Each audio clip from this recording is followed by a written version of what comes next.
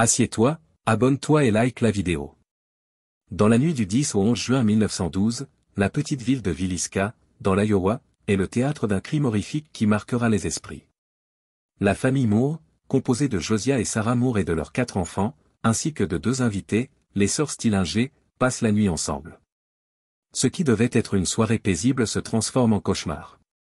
Les membres de la famille Moore sont bien connus dans la communauté. Josiah, un homme respecté, travaille comme entrepreneur et est impliqué dans de nombreuses activités locales.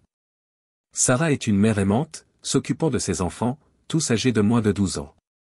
Les sœurs Stillinger, Ina et Lena, sont invitées à dormir chez les Moore après une soirée à l'église.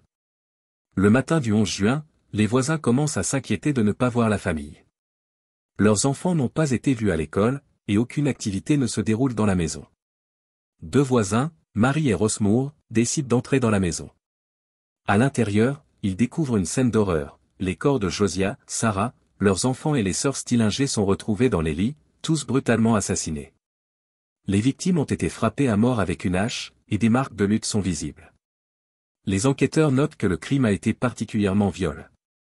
Des traces de sang jonchent le sol, et les assaillants semblent avoir pris leur temps, même en restant dans la maison après le meurtre. L'enquête qui suit est chaotique. La police locale est dépassée par l'ampleur du crime, et des journalistes affluent pour couvrir l'affaire. Rapidement, plusieurs suspects émergent. L'un d'eux est Frank Jones, un rival commercial de Josiah Moore, qui aurait eu des motifs financiers. Un autre suspect est un homme mystérieux, vu dans la région peu avant les meurtres. Les preuves sont rares, et les témoins sont peu fiables. Les rumeurs commencent à circuler, alimentant la paranoïa dans la communauté. Les habitants de Villisca commencent à craindre que le tueur soit toujours en liberté, et les patrouilles nocturnes se multiplient. Plusieurs suspects sont arrêtés au cours des mois qui suivent, mais aucun n'est définitivement inculpé.